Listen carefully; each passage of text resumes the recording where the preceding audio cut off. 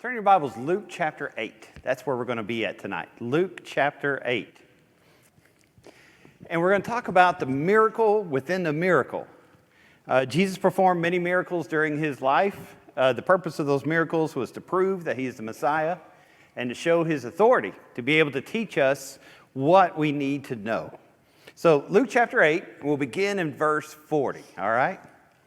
So it was when Jesus returned that the multitude welcomed him, for they were all waiting for him. And behold, there came a man named Jairus. He was a ruler of the synagogue, and he fell down at Jesus' feet and begged him to come to his house. For he had an only daughter, about 12 years old, and she was dying. But as he went, the multitudes thronged him. And now a woman having a flow of blood for 12 years, who had spent all of her livelihood on physicians and could not be healed by any, came from behind and touched the border of his garment. And immediately her flow of blood stopped. And Jesus said, "Who touched me?" And when they all denied it, Peter and those with him said, "Master, the multitudes throng and press you, and yet you're asking, 'Who touched me?'" When all denied it, verse 46, but Jesus said, "Somebody touched me, for I perceive power going out from me."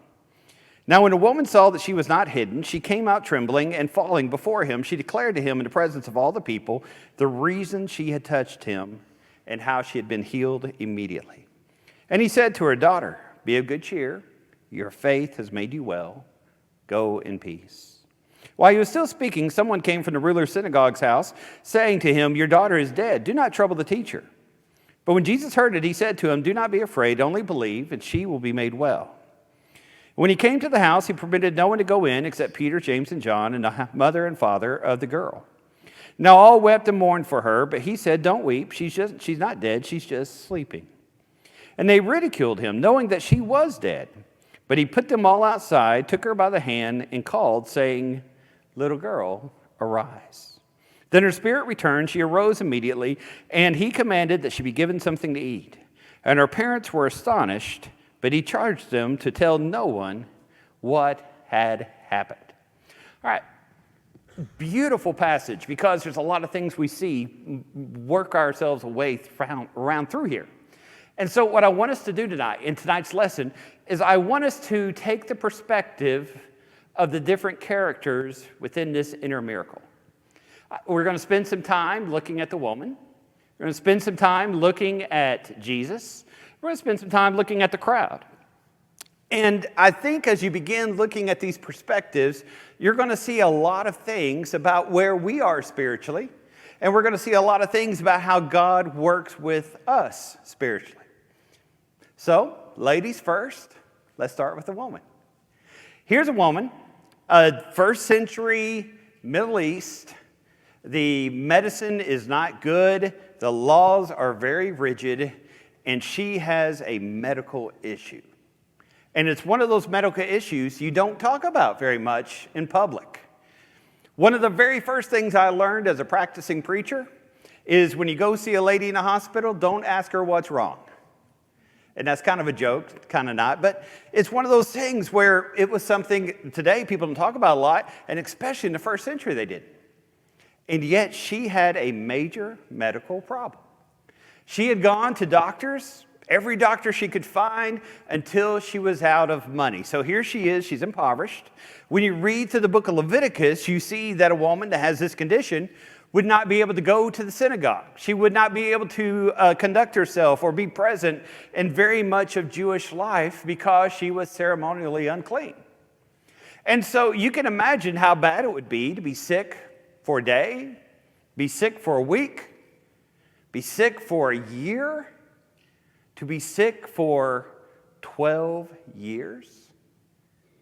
Imagine the weight this lady was carrying.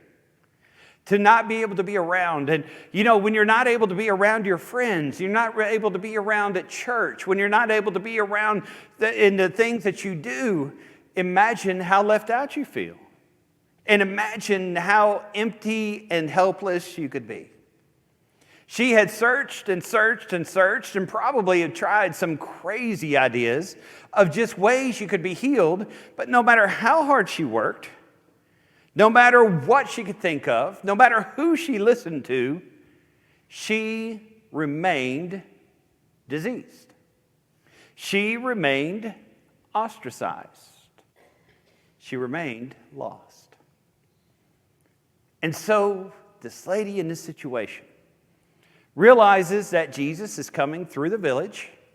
And perhaps she heard, hey, Jesus is going to the ruler of the synagogue's house to heal his daughter. And very likely this lady had known the ruler of the synagogue because he's the one who had called her unclean several times. And she found a spot between where Jesus was and where Jesus was going. She planned it out just right. She had learned very well to become invisible. And when Jesus came by, she quickly reached out and just touched the edge of his cloak. And when she did that, she was healed. Imagine the faith of this lady. And imagine the humility which is there. Now, they talk about when men have head colds, it's the end of the world. Women have all sorts of diseases and they're okay. A man has a head cold and it's the end of the world. That is me. When I'm sick or hurting, I tell everybody in the world, and I just hope and pray people care. But there's a lot of people that go through life, and they've got a lot of issues going on. Maybe it's medical, maybe it's spiritual, maybe it's relationship, and no one ever knows because they've learned to keep it quiet. They've learned that either people don't care or people may even take that information and use it against you. And so what we see here is someone who quietly has learned to be invisible in a crowd, and yet she comes by and she grabs the cloak of Jesus because she knows that's where the power is. And what I want us to notice tonight is still, here we are, with such greater medical technology, such greater things, this is still where the power remains. It's in Jesus. And you can't find healing, you can't find comfort, you can't find peace, you can't find fulfillment anywhere else but Jesus. Now, some people are going to waste their entire life. Some people will waste their entire fortune. Some people will waste their entire selves looking for happiness, looking for pleasure, looking for self-fulfillment everywhere else. But it's nowhere but Jesus. John 14:6, Jesus says, I am the way, the truth, and the life. No man comes to the Father but by me. Acts chapter 4 and verse 12, there's not salvation in any other name that you'll ever say or ever find. There's not salvation in any other name but in the name of Jesus Christ. And so she reaches out and she grabs the edge of the garment, the hem of the garment, and she is made to be clean. She knows that's where salvation is. But now there's a problem. She's figured out how to get healed, but now the one who heals has stopped. And as he stops, he turns around and he says, who touched me? Of course, Peter and John, the others, are saying, you're in the middle of a crowd. It's like going through Tater Day. Somebody's going to touch you. You're in a crowd. How do you say that? He says, I know someone touched me. Think about that for a second. Do you think Jesus really was thinking, somebody touched me, I felt power disappear? Who could that have been?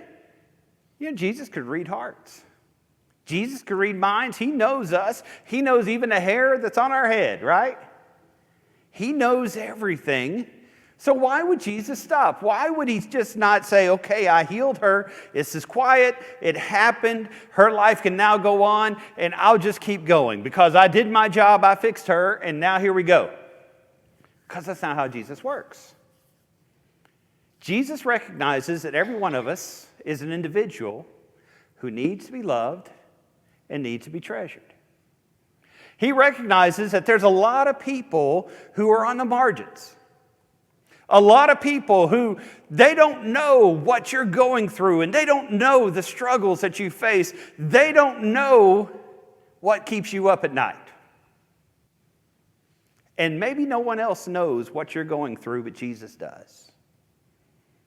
And so in the midst of this busyness, in the midst of this crowd, Jesus stops to recognize this precious soul. And when she comes up and she tells the people what's happened and what Jesus has done, he tells her, you go in peace. Your faith has made you well. He wants the crowd to see her, not to embarrass her, but to raise her up. He wants her no longer to live in quietness and live in silence and live on the margin. He wants her to know that she's a child of God and that she's important. You ever notice how Jesus does that? Zacchaeus hiding up in a tree in Luke 19. You come down. The woman thrown at his feet in John chapter 8. Woman, where are your accusers? Go therefore and sin no more. The thief on the cross. Today you will be with me in paradise. Even Saul of Tarsus. Saul, Saul, why do you persecute me? Jesus finds us on the margin and he brings us in. Jesus sees us and the issues and the problems which we have, and he brings us in. He exalts us and puts us in those high places. Remember Ephesians 2, 3, and 4? Jesus is there for us. So as we look at this, and as you're looking at the different perspectives, you see the perspective of the girl. This lady who has suffered and has found healing, this lady who has lived in the margin, this lady who has struggled with things that you shouldn't talk about, that nobody knows about, and yet Jesus says, I know you, and I understand you, I love you, and you can now have peace. The second perspective I want us to see is not just the lady, I want us to look at Jesus. You know, John chapter 21 tells us that Jesus was a busy man. In fact, it tells us that if everything Jesus said and if everything Jesus did was written, the book could not be contained in this whole world. He was a busy man. And as you begin in this passage here in Luke 8 or Matthew, which was earlier, what you see is that Jesus has just finished a project. He's come back, and now immediately someone says, hey, an important official, the leader of the synagogue, needs you to come, and you've got to come quickly. She is about to die. We are right at that spot. We need you there. Let's hustle. Let's go. And so as Jesus is traveling along, going quickly, you can imagine the stress that Jairus has. You can imagine, that's the leader of the synagogue, you can imagine how everybody's pushing him along because there's so much going on and so much that needs to be done. And then, silently, Jesus stops. What could make you stop from doing the most important job in the world? The salvation of a soul. Sometimes we have problems in church because we start with programs rather than people. And sometimes we define church success with budgets, and sometimes we define church success with membership numbers, and sometimes we define church success with the prestige of the preacher, or the prestige of this or that, or whatever else it is. Jesus tells us, Luke chapter 19 and verse 10, the Son of Man has come to seek and to save that which was lost. There's a 12-year-old dying in this story, and he is running to rush to heal her, but we got to stop because there's a soul. Did you know a spiritual situation is more important than a physical situation? Jesus reminds us of that. And so Jesus stops, and he spends time talking to this lady. He doesn't just on his way say, whoop, you're cured, I'm on my way, I'm out of here. No, he stops to meet her. He stops to bless her. He stops so that he can be with her and help her in the things that she does and the person that she's in. Jesus, notice there in verse 48, blesses her. Go in peace. Your faith has made you well. What you see here is the power of God shown in our weakness. 2 Corinthians chapter 12 and verse 9, Paul tells us in that passage that God told him his strength is made visible through our infirmities. or through our weaknesses, if you look in a newer translation. God's power is seen when we overcome struggle through God's good work, through God's good thing.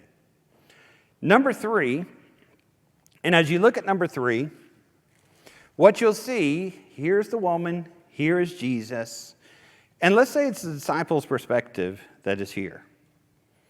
And as you think about this disciples' perspective, let's even call Jairus a disciple. Maybe he was, maybe he wasn't. He's the leader of the synagogue here in Galilee.